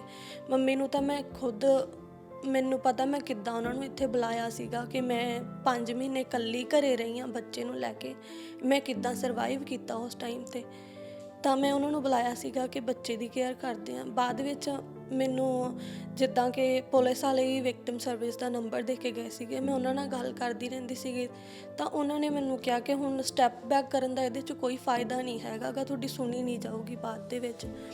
ਤਾਂ ਮੈਂ ਕਸਟਡੀ ਅਪਲਾਈ ਕਰ ਦਿੱਤੀ ਕਿਉਂਕਿ ਮੈਨੂੰ ਪਤਾ ਸੀਗਾ ਘਰੇ ਮੇਰਾ ਬ੍ਰਦਰ ਅਤੇ ਮੇਰੇ ਡੈਡੀ ਖੁਦ ਰੋਟੀਆਂ ਬਣਾ ਖਾਂਦੇ ਸੀਗੇ, ਤਾਂ ਮੈਨੂੰ ਵੀ ਪਤਾ ਸੀ ਕਿੰਨੀ ਔਖੀ ਲਾਈਫ ਉਹ ਕੱਢ ਰਹੇ ਆ, ਮੇਰੇ ਪਿੱਛੇ ਸਾਰਾ ਕੁਝ ਕਰ ਰਹੇ ਆ ਉਹ। ਤਾਂ ਮੈਂ ਅਪਲਾਈ ਕੀਤੀ ਕਸਟਡੀ, 1.5 ਸਾਲ ਦੇ ਵਿੱਚ ਮੈਨੂੰ ਕਸਟਡੀ ਮਿਲੀ। ਦੈਨ ਮੈਂ ਜੁਲਾਈ ਦੇ ਵਿੱਚ ਮੇਰੀ ਬੇਟੀ ਨੂੰ ਮੰਮੀ ਦੇ ਨਾਲ ਇੰਡੀਆ ਭੇਜਿਆ। ਤੁਸੀਂ ਜਿਵੇਂ ਇਹਦੇ ਬਾਰੇ ਗੱਲ ਕੀਤੀ ਆ, ਉਸ ਤੋਂ ਬਾਅਦ ਕਦੇ ਇਹਨਾਂ ਨੇ ਕਿਹਾ ਕਿ ਤੁਹਾਨੂੰ ਕਿ ਵਾਪਸ ਇੰਡੀਆ ਆ ਜਾ, ਇੰਡੀਆ ਆ ਕੇ ਸਾਰਾ ਕੁਝ ਸੈੱਟ ਹੋ ਜਾਊਗਾ, ਆਪਾਂ ਦੁਬਾਰਾ ਤੋਂ ਨਵੀਂ ਜ਼ਿੰਦਗੀ ਦੀ ਸ਼ੁਰੂਆਤ ਕਰਦੇ ਹਾਂ, ਜਾਂ ਤੁਹਾਡੇ 'ਤੇ ਪ੍ਰੈਸ਼ਰ ਪਾਇਆ ਗਿਆ ਕਿ ਵੀ ਇੰਡੀਆ ਆ ਜਾਓ? ਪ੍ਰੈਸ਼ਰ ਇੱਦਾਂ ਪਾਇਆ ਜਾਂਦਾ ਹੈ ਕਿ ਰਿਸ਼ਤੇਦਾਰਾਂ ਦੇ ਥਰੂ ਮੇਰੇ ਨਾਨਕਿਆਂ ਤੱਕ ਅਪਰੋਚ ਕੀਤੀ ਜਾਂਦੀ ਆ, ਕਿਉਂਕਿ ਮੇਰੀ ਭੂਆ ਦੇ ਪੇਕੇ ਵੀ ਉਹੀ ਆ ਤੇ ਮੰਮੀ ਦੇ ਪੇਕੇ ਵੀ ਉਹੀ ਆ। ਉੱਥੇ ਅਪਰੋਚ ਕੀਤੀ ਜਾਂਦੀ ਆ ਕਿ ਇਹਨਾਂ ਨੂੰ ਕਹੋ ਕਿ ਪਿੱਛੇ ਹਟ ਜਾਣ, ਨਹੀਂ ਤਾਂ ਅਸੀਂ ਇੱਦਾਂ ਕਰਾਂਗੇ, ਅਸੀਂ ਉੱਦਾਂ ਕਰਾਂਗੇ, ਕਿਉਂਕਿ ਇਹਨਾਂ ਦੇ ਥੋੜ੍ਹੇ ਬਹੁਤ ਜਿਨ੍ਹਾਂ ਕੋ ਬਾਅਦ 'ਚ ਮੈਨੂੰ ਸੁਣਨ 'ਚ ਆਇਆ ਕਿ ਥੋੜ੍ਹੇ ਬਹੁਤ ਪਿੱਛੇ ਲਿੰਕ ਇੱਦਾਂ ਦੇ ਸੀਗੇ। ਤੁਸੀਂ ਹੁਣ ਕੀ ਚਾਹੁੰਦੇ ਹੋ? ਲਾਈਕ ਕਾਰ ਤੁਸੀਂ ਕਹਿ ਰਹੇ ਹੋ ਕਿ 33,000 ਦਾ ਲੋਨ ਆ, ਸੋ ਕਾਰ ਵਾਪਸ ਨਹੀਂ ਕਰ ਸਕਦੇ ਤੁਸੀਂ? ਜਿਹੜਾ ਮਾੜਾ ਮੋਟਾ ਉਹਦੇ ਵਿੱਚੋਂ ਕੱਟਿਆ ਜਾਂਦਾ ਆ ਥੋੜ੍ਹਾ ਬਹੁਤ, ਜਾਂ ਕਾਰ ਨੂੰ ਅੱਗੇ ਸੇਲ ਕਰ ਸਕਦੇ? ਮੈਨੂੰ ਕਾਰ ਦਾ ਪਤਾ ਹੀ ਨਹੀਂ ਆ। ਕਾਰ ਦਾ ਪਤਾ ਹੋਵੇ, ਮੈਂ ਪੁਲਿਸ ਨੂੰ ਵੀ ਟਰਾਈ ਕੀਤਾ ਸੀਗਾ ਕਿ ਮੈਨੂੰ ਐਟਲੀਸਟ ਕਾਰ ਲੱਭ ਕੇ ਦੇ ਦਿਓ, ਤਾਂ ਪੁਲਿਸ ਨੇ ਮੈਨੂੰ ਇਹ ਜਵਾਬ ਦਿੱਤਾ ਸੀਗਾ ਕਿ ਹਜੇ ਤੱਕ ਕਾਰ ਰੋਡ ਤੇ ਨਹੀਂ ਚੜ੍ਹੀ ਹੈਗੀ, ਕਾਰ ਤੁਹਾਡੀ ਵਾਂਟਡ ਦੇ ਵਿੱਚ ਆ, ਜਦੋਂ ਹੀ ਰੋਡ ਤੇ ਚੜੂਗੀ ਤਾਂ ਉਦੋਂ ਹੀ ਅਸੀਂ ਫੜ ਕੇ ਤੁਹਾਨੂੰ ਦੇ ਦੇਵਾਂਗੇ।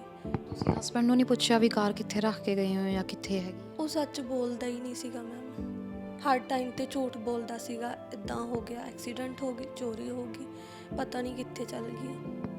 ਹੁਣ ਇੰਡੀਆ 'ਚ ਕਿੱਥੇ ਨੇ ਉਹ? ਕੋਟਕਪੂਰਾ ਦੇ ਵਿੱਚ ਹੀ ਵਾਪਸ ਗਏ ਹੋਏ ਆ, ਜਿੰਨਾ ਮੈਨੂੰ ਪਤਾ ਹੈ। ਫਰੀਦਕੋਟ ਸਾਹਿਬ ਦੀਆਂ ਮੈਂ ਪਿਕਚਰਸ ਵੀ ਤੁਹਾਨੂੰ ਦਿਖਾਈਆਂ ਆ। ਤੇ ਹੁਣ ਨਹੀਂ ਮੈਨੂੰ ਪਤਾ, ਕਿਉਂਕਿ ਡੈਪਟ ਵਾਲਿਆਂ ਨੇ ਵੀ ਇੰਡੀਆ ਕਾਲ ਕੀਤੀ ਸੀਗੀ, ਤਾਂ ਉਹਨਾਂ ਨੂੰ ਇਹੀ ਕਿਹਾ ਗਿਆ ਕਿ ਉਹ ਘਰੇ ਹੀ ਨਹੀਂ ਆਇਆ, ਸਾਨੂੰ ਨਹੀਂ ਪਤਾ ਸਾਡਾ ਮੁੰਡਾ ਮਰ ਗਿਆ ਆ, ਸਾਡਾ ਮੁੰਡਾ ਜਿਉਂਦਾ ਆ। ਤਾਂ ਮੈਂ ਇਸੇ ਕਰਕੇ ਇਹ ਫੋਟੋਜ਼ ਮੈਂ NRI ਸੈੱਲ ਦੇ SHO ਨੂੰ ਵੀ ਦਿਖਾਈਆਂ ਸੀ ਮੇਰੇ ਡੈਡੀ ਦੇ ਥਰੂ ਕਿ ਇਹ ਇੱਥੇ ਹੀ ਆ, ਇਹ ਜਿਉਂਦਾ ਆ। ਮੇਰੇ ਤੇ ਐਲੀਗੇਸ਼ਨ ਇਹ ਲੱਗ ਰਿਹਾ ਕਿ ਇਹਦੇ ਕਰਕੇ ਇਹਨੂੰ ਕੁਝ ਹੋ ਗਿਆ ਆ। ਤੁਸੀਂ ਹੁਣ ਇਹ ਕੀ ਮਾਮਲਾ NRI ਸੈੱਲ ਦੇ ਵਿੱਚ ਵੀ ਹੈ? ਹਾਂਜੀ, NRI ਸੈੱਲ ਦੇ ਵਿੱਚ ਇਹ ਮਾਮਲਾ ਪਾਏ ਨੂੰ 7-8 ਮਹੀਨੇ ਹੋ ਗਏ ਆ। ਤਾਂ ਜੁਲਾਈ ਦੇ ਵਿੱਚ ਮੇਰੀ ਡਾਟਰ ਗਈ ਸੀਗੀ, ਤਾਂ ਉਸ ਤੋਂ ਬਾਅਦ ਉਹ ਦਿਲ ਨਹੀਂ ਸੀ ਉੱਥੇ ਲਾ ਰਹੀ, ਕਿਉਂਕਿ ਮੇਰੇ ਤੋਂ ਵੱਖ ਸੀਗੀ। ਤਾਂ 1.5 ਮਹੀਨੇ ਦੇ ਬਾਅਦ ਮੰਮੀ ਨੂੰ ਔਰ ਮੈਂ ਮਿਲਣ ਗਈ ਇੰਡੀਆ, ਨਾਲੇ ਮੇਰੇ ਬ੍ਰਦਰ ਦੀ ਮੈਰਿਜ ਸੀਗੀ ਉਸ ਟਾਈਮ 'ਤੇ। ਮੰਮੀ ਉਹਨਾਂ ਨੇ ਰੱਖ ਲਈ ਕਿ ਹੁਣ ਇੱਥੋਂ ਮਤਲਬ ਕਰਨਾ ਵੀ ਕੀ ਆ, ਜਦੋਂ ਬੱਚੇ ਨੂੰ ਵਾਪਸ ਲੈ ਕੇ ਆਉਣਾ ਤਾਂ ਐਟਲੀਸਟ ਉੱਥੇ ਕੋਈ ਜਾਣਾ ਘਰੇ ਟੇਕ ਕੇਅਰ ਕਰਨ ਨੂੰ ਤਾਂ ਨਾਲ ਦਿਆਂ ਦੀ ਹੋਵੇ। ਤਾਂ ਕਰਕੇ ਫਿਰ ਮੈਂ ਗਈ ਸੀ ਉਸ ਟਾਈਮ। ਤਾਂ ਮੈਂ ਥਾਣੇ ਜਾ ਕੇ ਆਈ ਸੀਗੀ, 2 ਵਾਰ ਮੈਂ ਜਾ ਕੇ ਆਈ ਹਾਂ। ਮੈਂ ਪੇਪਰ ਸਾਰੇ ਸਾਈਨ ਕਰਕੇ ਦੇ ਕੇ ਆਈ ਹਾਂ। ਜੋ ਮੇਰੇ ਡੋਰੀ ਗਈ ਹੈ ਮੈਂ ਉਹ ਸਾਰੀਆਂ ਪਿਕਚਰਸ ਪ੍ਰੋਵਾਈਡ ਕੀਤੀਆਂ ਉਹਨਾਂ ਨੂੰ, ਈਵਨ ਨਾਮ ਲਿਖ ਕੇ ਕਿਹਨੂੰ ਕਿੰਨਾ ਸੋਨਾ ਪਾਇਆ ਗਿਆ, ਕੀ ਕੀਤਾ ਗਿਆ, ਮੈਂ ਸਭ ਕੁਝ ਦੇ ਕੇ ਆਈ ਹਾਂ। ਫਿਰ ਵੀ ਮੈਨੂੰ ਲਾਸਟ ਵੀਕ ਮੇਲ ਆਉਂਦੀ ਆ ਕਿ ਤੁਸੀਂ ਜਿੰਨੇ ਐਲੀਗੇਸ਼ਨ ਲਾਏ ਆ ਤੁਸੀਂ ਉਹਨਾਂ ਦੇ ਪ੍ਰੂਫ ਨਹੀਂ ਪ੍ਰੋਵਾਈਡ ਕੀਤੇ, ਤਾਂ ਉਹਦੇ ਪ੍ਰੂਫ ਪ੍ਰੋਵਾਈਡ ਕੀਤੇ ਜਾਣ।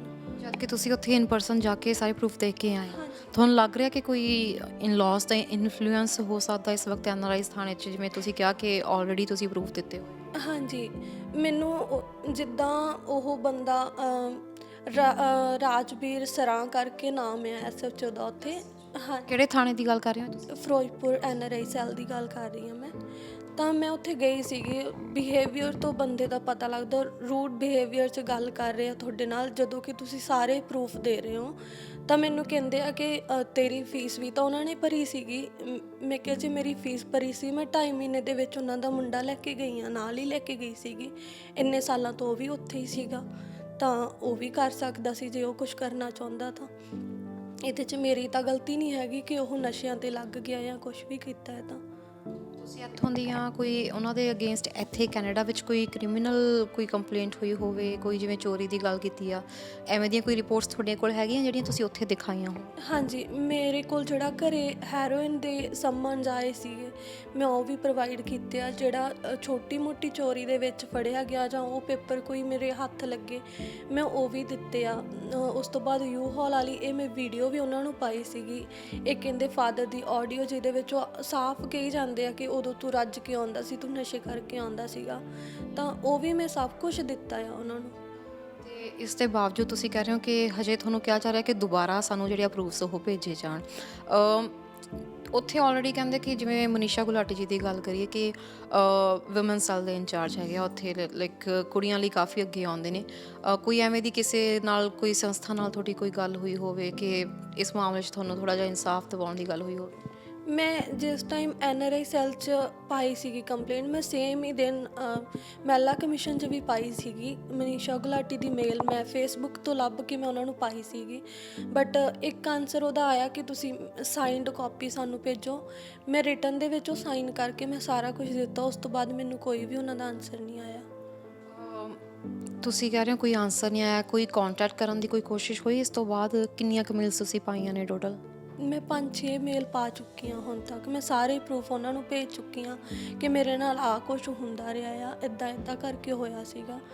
ਮੇਰੇ ਕੋਲ ਬੇਬੀ ਗਰਲ ਕਰਕੇ ਮੈਨੂੰ ਇੱਦਾਂ ਕੀਤਾ ਜਾ ਰਿਹਾ ਆ ਕਿ ਮੇਰੇ ਕੋਲ ਮੁੰਡਾ ਹੁੰਦਾ ਸ਼ਾਇਦ ਮੇਰੀ ਵੀ ਕਦਰ ਪੂਰਾ ਪੈਂਦੀ, ਪਰ ਮੇਰੇ ਨਾਲ ਧੱਕਾ ਕੀਤਾ ਜਾ ਰਿਹਾ। ਹਰ ਚੀਜ਼ 'ਚ ਮੇਰੇ ਨਾਲ ਧੱਕਾ ਹੋ ਰਿਹਾ ਇਸ ਟਾਈਮ 'ਤੇ। ਹੁਣ ਮੰਗ ਕੀ ਹੈ ਤੁਹਾਡੀ? ਮੇਰੀ ਮੰਗ ਇਹ ਆ ਕਿ ਮੈਨੂੰ ਮੇਰੀ ਬੱਚੀ ਦਾ ਰਾਈਟ ਮਿਲਣਾ ਚਾਹੀਦਾ ਆ।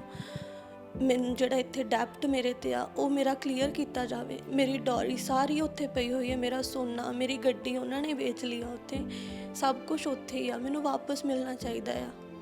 ਤੇ ਵੈਸੇ ਤੁਸੀਂ ਕਿਹਾ 1.5 ਸਾਲ ਹੋ ਗਿਆ ਇਹਨਾਂ ਨਾਲ ਗੱਲ ਨਹੀਂ ਹੋਈ। ਤੁਸੀਂ ਇਹ ਕੇਸ ਫਾਈਲ ਕਰਨ ਤੋਂ ਪਹਿਲਾਂ ਆਪਣੇ ਲੌਸ ਨਾਲ ਗੱਲ ਕੀਤੀ ਸੀਗੀ ਕਿ ਵੀ ਮੈਨੂੰ ਇਸ ਟਾਈਮ ਫਾਈਨੈਂਸ਼ੀਅਲ ਸਪੋਰਟ ਦੀ ਲੋੜ ਹੈਗੀ ਆ, ਤੁਹਾਡਾ ਮੁੰਡਾ ਇੱਦਾਂ ਡਿਪੋਰਟ ਹੋ ਰਿਹਾ ਵਾ ਤੇ ਮੇਰੇ ਉੱਤੇ ਇੱਦਾਂ ਕਰਜ਼ਾ ਰੱਖ ਕੇ ਗਿਆ ਵਾ ਤੇ ਮੈਂ ਕੀ ਕਰਾਂ ਇਸ ਟਾਈਮ? ਇਸ ਟਾਈਮ 'ਤੇ ਵੀ ਸਾਡੀ ਰਿਸ਼ਤੇਦਾਰੀ ਕਿਉਂਕਿ ਕਾਮਨਸ ਪੈ ਜਾਂਦੀਆਂ ਆ ਸਾਰੀਆਂ ਦੀਆਂ ਸਾਰੀਆਂ, ਤਾਂ ਕਿਸੇ ਰਿਸ਼ਤੇਦਾਰ ਨੂੰ ਮੰਮੀ ਹੁਣਾਂ ਨੇ ਭੇਜਿਆ ਸੀਗਾ ਕਿ ਉਹਨਾਂ ਨੂੰ ਪੁੱਛ ਕੇ ਵੇਖੋ ਕਿ ਕਿੱਦਾਂ ਚਾਹੁੰਦੇ ਆ ਉਹ। ਤਾਂ ਉਹਨਾਂ ਨੇ ਕਿਹਾ ਸੀ ਅਸੀਂ 1 ਰੁਪਈਆ ਵੀ ਨਹੀਂ ਇਹਨੂੰ ਦੇਣਾ ਹੈਗਾ ਗਾ, ਜੋ ਕਰਨਾ ਹੈ ਕਰ ਲਵੇ, ਆਪਦਾ ਜ਼ੋਰ ਲਾ ਲਵੇ, ਜਿੱਥੋਂ ਤੱਕ ਲੱਗਦਾ ਇਹਦੇ ਤੋਂ ਲਾ ਲਵੇ। ਰਮਨ, ਜਦੋਂ ਐਵੇਂ ਦੀਆਂ ਗੱਲਾਂ ਹੁੰਦੀਆਂ ਨੇ ਨਾ ਮੀਡੀਆ ਦੇ ਅੱਗੇ ਆਪਾਂ ਆ ਤਾਂ ਜਾਂਦੇ ਆ, ਪਰ ਕਿੰਨਾ ਕੁ ਮਜਬੂਰ ਤੁਸੀਂ ਹੋਏ ਹੋ ਇਸ ਟਾਈਮ ਕਿ ਆਪਣੇ ਘਰ ਦੀਆਂ ਜਾਂ ਆਪਣੀਆਂ ਮਜਬੂਰੀਆਂ ਤੁਸੀਂ ਇਸ ਵਕਤ ਸਾਰਿਆਂ ਦੇ ਸਾਹਮਣੇ ਅੱਗੇ ਰੱਖ ਰਹੇ ਹੋ? ਕੀ ਮਨ 'ਚ ਚੱਲ ਰਿਹਾ ਵਾ ਇਸ ਟਾਈਮ? ਲਾਈਫ ਜਿਹੜੀ ਸੀ ਬੰਦਾ ਬਹੁਤ ਸੋਚਦਾ, 21 ਸਾਲ ਬਹੁਤ ਛੋਟੀ ਉਮਰ ਹੁੰਦੀ ਹੈ ਜਦੋਂ ਵਿਆਹ ਹੁੰਦਾ ਆ। 25 ਸਾਲ ਦੀ ਉਮਰ 'ਚ ਇੱਕ ਬੱਚੀ ਦੀ ਜ਼ਿੰਮੇਵਾਰੀ ਤੁਸੀਂ ਆਪਣੇ ਸਿਰ 'ਤੇ ਨਿਭਾ ਰਹੇ ਹੋ। ਹਸਬੈਂਡ ਇਸ ਵਕਤ ਸਾਥ ਨਹੀਂ ਦੇ ਰਿਹਾ ਹੈਗਾ, ਉਹ ਤੋਂ ਸੈਪਰੇਟ ਹੋ ਚੁੱਕੇ ਹੋ, ਸਿਰ ਦੇ ਉੱਤੇ ਉਹਨਾਂ ਦੀ ਲਈ ਗੱਡੀ ਦਾ ਕਰਜ਼ਾ ਆ। ਇਸ ਵਕਤ ਲਾਈਫ ਤੋਂ ਕੀ ਐਕਸਪੈਕਟੇਸ਼ਨਸ ਨੇ? ਕਾਫੀ ਕਮਿਊਨਿਟੀ ਤੁਹਾਨੂੰ ਦੇਖ ਰਹੀ ਹੋਣੀ ਆ, ਬਹੁਤ ਲੋਕੀ ਤੁਹਾਨੂੰ ਸੁਣ ਰਹੇ ਹੋਣੇ ਆ। ਬਹੁਤੀ ਵਾਰੀ ਕੁੜੀਆਂ 'ਤੇ ਬਲੇਮ ਆਉਂਦੇ ਆ ਵੀ ਆ ਕੇ ਇੱਥੇ ਮੁੱਕਰ ਗਈਆਂ, ਬਦਲ ਗਈਆਂ, ਹੈ ਨਾ। ਹਰ ਟਾਈਮ ਤਾਂ ਕੁੜੀਆਂ ਗਲਤ ਵੀ ਨਹੀਂ ਹੁੰਦੀਆਂ। ਲਾਈਕ ਤੁਹਾਡੀ ਸਟੋਰੀ ਆ ਸਾਰਿਆਂ ਦੇ ਸਾਹਮਣੇ ਹੈਗੀ ਆ। ਕੀ ਕਹਿਣਾ ਚਾਹੁੰਦੇ ਹੋ ਕਮਿਊਨਿਟੀ ਨੂੰ? ਕੀ ਕਹਿਣਾ ਚਾਹੁੰਦੇ ਹੋ? ਕਮਿਊਨਿਟੀ ਤੁਹਾਡਾ ਕੁਝ ਵੀ ਨਹੀਂ ਦੇਖਦੀ। ਮੈਂ ਇੰਨੇ ਪ੍ਰੂਫ ਪ੍ਰੋਵਾਈਡ ਕੀਤੇ ਆ, ਮੈਂ ਸਾਰਾ ਕੁਝ ਆਪਦੇ ਸਹੁਰਿਆਂ ਦੇ ਘਰੇ ਵੀ ਇਹ ਸਭ ਕੁਝ ਦਿਖਾਇਆ ਆ। ਸਭ ਨੂੰ ਪਤਾ ਲੱਗਦਾ ਪਿਆ ਕਿ ਉਹਦੀ ਗਲਤੀ ਆ, ਬਟ ਫਿਰ ਵੀ ਉਹ ਤੁਹਾਨੂੰ ਹੀ ਗੰਦਾ ਕਹਿੰਦੇ ਆ। ਤੁਹਾਨੂੰ ਹਰ ਤਰੀਕੇ ਨਾਲ ਗੰਦਾ ਕਿਹਾ ਜਾਂਦਾ ਆ। ਕੁੜੀਆਂ 'ਤੇ ਛੇਤੀ ਉਂਗਲਾਂ ਉੱਠ ਜਾਂਦੀਆਂ। ਹਾਂਜੀ, ਕੁੜੀਆਂ 'ਤੇ ਛੇਤੀ ਉਂਗਲਾਂ ਉੱਠ ਜਾਂਦੀਆਂ ਆ। ਕੋਈ ਹੁਣ ਤੁਸੀਂ ਕੈਨੇਡਾ ਦੇ ਵਿੱਚੋਂ ਕੰਮ ਕਰਦੇ ਹੋ, ਤੁਹਾਡੇ ਨਾਲ ਮੁੰਡੇ ਵੀ ਕੰਮ ਕਰਦੇ ਆ, ਤਾਂ ਇੱਦਾਂ ਮੇਰਾ ਵੀ ਸਰਕਲ ਹੁਣ ਬਣਿਆ ਹੈਗਾ, ਮੇਰੇ ਫਰੈਂਡਸ ਵੀ ਹੈਗੇ ਆ।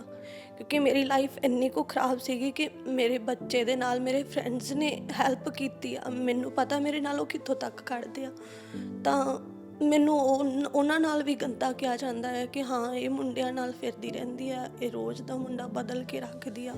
ਤੁਸੀਂ ਮੇਰੇ ਘਰ ਆਏ ਹੋ, ਤੁਹਾਨੂੰ ਵੀ ਦਿਖ ਰਿਹਾ ਕਿੰਦੇ ਨਾਲ ਮੈਂ ਰਹਿ ਰਹੀ ਹਾਂ, ਕਿੰਦੇ ਨਾਲ ਨਹੀਂ ਰਹਿ ਰਹੀ। ਇੱਥੇ ਉਂਝ ਕੋਈ ਫੈਮਿਲੀ, ਕੋਈ ਰਿਲੇਟਿਵ ਵਗੈਰਾ ਕੋਈ ਤੁਹਾਡਾ ਹੈ? ਨਹੀਂ, ਮੇਰਾ ਇੱਥੇ ਕੋਈ ਰਿਲੇਟਿਵ ਨਹੀਂ ਹੈਗਾ, ਕੋਈ ਫੈਮਿਲੀ ਮੈਂਬਰ ਨਹੀਂ ਹੈ। ਕਿਹੜੇ ਕਾਲਜ ਤੋਂ ਸਟੱਡੀ ਕੀਤੀ ਹੈ ਤੁਸੀਂ? ਮੇਰੀ ਯਾਰਕ ਯੂਨੀਵਰਸਿਟੀ ਤੋਂ ਸਟੱਡੀ ਸੀਗੀ। ਤੇ ਹੁਣ ਸਟੇਟਸ ਕੀ ਹੈ ਤੁਹਾਡਾ? ਮੇਰਾ PR ਆ ਸਟੇਟਸ। ਹਾਂਜੀ। ਤੇ ਜੌਬ ਕਿੱਥੇ ਕਰਦੇ ਹੋ ਹੁਣ ਤੁਸੀਂ? ਮੈਂ ਜੌਬ ਵੇਅਰ ਹਾਊਸ ਦੇ ਵਿੱਚ ਹੀ ਕਰਦੀ ਹਾਂ। ਫੈਮਿਲੀ 'ਚ ਹੁਣ ਜਿਵੇਂ ਤੁਸੀਂ ਦੱਸਿਆ ਕਿ ਤੁਹਾਡੀ ਪਿੱਛੇ ਬੇਟੀ ਹੈ ਜੋ ਇੰਡੀਆ ਛੱਡੀ ਹੋਈ ਆ, ਸੋ ਕੋਈ ਪਲਾਨ ਹੈ ਜੀ ਉਹਨੂੰ ਬੁਲਾਉਣ ਦਾ ਜਾਂ ਕੁਛ ਕਿ ਇੱਥੇ ਕੋਈ ਉਹਦੀ ਦੇਖੀ ਜਾਵੇ, ਜਾਂ ਹਜੇ ਜਦ ਤੱਕ ਖੁਦ ਦੀ ਸੈਟਿੰਗ ਨਹੀਂ ਹੁੰਦੀ ਉਹਨੂੰ ਐਟਲੀਸਟ ਨਾਨਾ ਨਾਨੀ ਦੇ ਕੋਲੇ ਰੱਖਣਾ ਚਾਹੁੰਦੇ ਹੋ ਵੀ ਦੇਖਭਾਲ ਲਈ? ਹੁਣ ਕਿਉਂਕਿ ਇੰਡੀਆ ਪਹੁੰਚਿਆ ਹੋਇਆ ਤਾਂ ਮੈਨੂੰ ਡਰ ਲੱਗਦਾ ਆ ਕਿ ਕੁਛ ਨਾ ਕੁਛ ਗਲਤ ਨਾ ਕਰ ਦੇਣ। ਮੇਰੇ ਕੋਲ ਮੇਰੀ ਲਾਈਫ ਦਾ ਇੱਕੋ ਇੱਕ ਸਹਾਰਾ ਆ ਮੇਰੀ ਬੱਚੀ। ਮੈਂ ਉਹਨੂੰ ਵਾਪਸ ਜਲਦੀ ਬੁਲਾਉਣਾ ਚਾਹੁੰਦੀ ਹਾਂ। ਮੈਨੂੰ ਪਤਾ ਨਹੀਂ ਮੈਂ ਇਸ ਵਕਤ ਕੀ ਬੋਲਾਂ, ਬਟ ਇਹ ਹੈ ਕਿ ਇਹ ਕਹਾਣੀ ਜਿਹੜੀ ਤੁਹਾਡੀ ਹੈਗੀ ਆ ਨਾ, ਸਾਰੇ ਦਰਸ਼ਕ ਇਸ ਵਕਤ ਦੇਖ ਰਹੇ ਨੇ, ਸੁਣ ਰਹੇ ਨੇ। ਸੋ ਹਮੇਸ਼ਾ ਇਹ ਨਹੀਂ ਹੁੰਦਾ ਹੈਗਾ ਕਿ ਕੁੜੀਆਂ ਮਾੜੀਆਂ ਹੁੰਦੀਆਂ ਜਾਂ ਕੁੜੀਆਂ ਗਲਤ ਹੁੰਦੀਆਂ ਨੇ। ਥੋੜ੍ਹਾ ਬਹੁਤ ਮੁੰਡਿਆਂ ਨੂੰ ਵੀ ਸਿੱਖਿਆ ਦੇਣੀ ਬਹੁਤ ਜ਼ਰੂਰੀ ਆ। ਬਗਾਨੀਆਂ ਨੂੰ ਤੁਸੀਂ ਆਪਣਾ ਬਣਾ ਕੇ ਲੈ ਕੇ ਆਉਂਦੇ ਹੋ ਤਾਂ ਉਹਨਾਂ ਦਾ ਸਾਥ ਵੀ ਦਿਓ। ਜਿੱਥੇ ਤੁਹਾਡੇ ਮੁੰਡੇ ਗਲਤ ਨੇ ਉਹਨਾਂ ਨੂੰ ਗਲਤ ਵੀ ਕਹੋ। ਸੋ ਸਿਰਫ ਇੱਕ ਪੱਖ ਨਹੀਂ, ਅਸੀਂ ਇਹ ਨਹੀਂ ਕਹਿ ਰਹੇ ਹੈਗੇ ਕਿ ਇੱਕ ਪੱਖ ਰੱਖ ਕੇ ਤੇ ਅਸੀਂ ਤੁਹਾਡੇ ਅੱਗੇ ਕੋਈ ਵੀ ਗੱਲ ਪੇਸ਼ ਕਰ ਦੇਵਾਂਗੇ। ਅਸੀਂ ਰਮਨ ਦੇ ਸਹੁਰਾ ਪਰਿਵਾਰ ਨੂੰ ਵੀ ਪੂਰਾ ਅਸੀਂ ਖੁੱਲ੍ਹਾ ਸੱਦਾ ਦਿੰਦੇ ਹਾਂ ਕਿ ਸਾਡੇ ਮੰਚ 'ਤੇ ਆਓ। ਤੁਸੀਂ ਕੋਈ ਆਪਣਾ ਪੱਖ ਰੱਖਣਾ ਚਾਹੁੰਦੇ ਹੋ, ਤੁਸੀਂ ਖੁੱਲ੍ਹ ਕੇ ਆਪਦਾ ਪੱਖ ਰੱਖ ਸਕਦੇ ਹੋ। ਇੱਥੇ ਮੇਰੀ ਗੱਲ ਇਹ ਜ਼ਰੂਰ ਹੈ ਕਿ NRIs ਥਾਣਿਆਂ ਨੂੰ ਲੈ ਕੇ ਅਕਸਰ NRIs ਕੰਪਲੇਂਟ ਕਰਦੇ ਆ ਕਿ NRI ਥਾਣੇ ਤੱਕ ਖੋਲ੍ਹ ਦਿੱਤੇ ਗਏ ਆ, ਪਰ NRIs ਦੀ ਉੱਥੇ ਕੋਈ ਸੁਣਵਾਈ ਨਹੀਂ ਹੈਗੀ। ਰਮਨ ਦਾ ਮਾਮਲਾ ਉਹਨਾਂ ਵਿੱਚੋਂ ਹੀ ਇੱਕ ਆ ਕਿ ਬਾਰ-ਬਾਰ ਉਹਨੂੰ ਤੰਗ ਕੀਤਾ ਜਾ ਰਿਹਾ, ਪਰੇਸ਼ਾਨ ਕੀਤਾ ਜਾ ਰਿਹਾ। ਜਾ ਕੇ ਉੱਥੇ ਪਰਸਨਲੀ ਪ੍ਰੂਫ ਦੇਣ ਦੇ ਬਾਵਜੂਦ ਉਹਨੂੰ ਹੁਣ ਤੱਕ ਮੇਲਸ ਆ ਰਹੀਆਂ ਨੇ ਕਿ ਪ੍ਰੂਫ ਦਿੱਤੇ ਜਾਣ।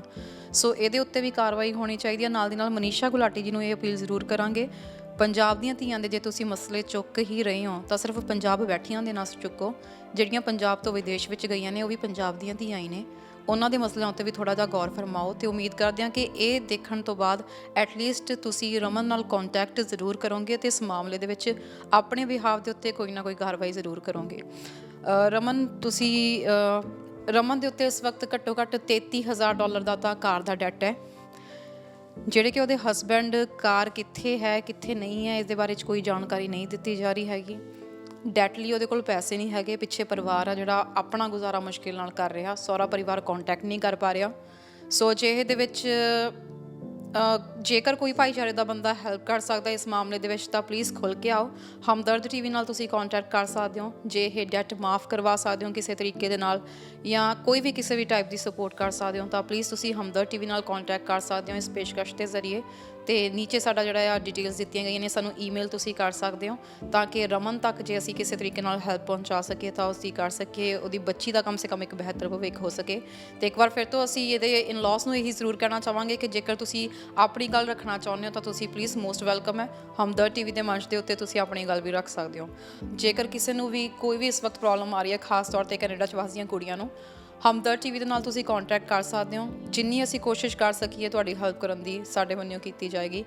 ਤੇ ਦੇਖਣ ਲਈ ਬਹੁਤ ਬਹੁਤ ਧੰਨਵਾਦ ਤੁਹਾਡਾ। ਕੈਮਰਾਮੈਨ ਰੀਤਿੰਦਰ ਨਾਲ ਤਰਨਜੀਤ ਕੌਰ ਘੁੰਮਣ ਦਿਓ ਇਜਾਜ਼ਤ। ਦੇਖਦੇ ਰਹੋ ਹਮਦਰਦ ਟੀਵੀ। ਸਤਿ ਸ਼੍ਰੀ ਅਕਾਲ।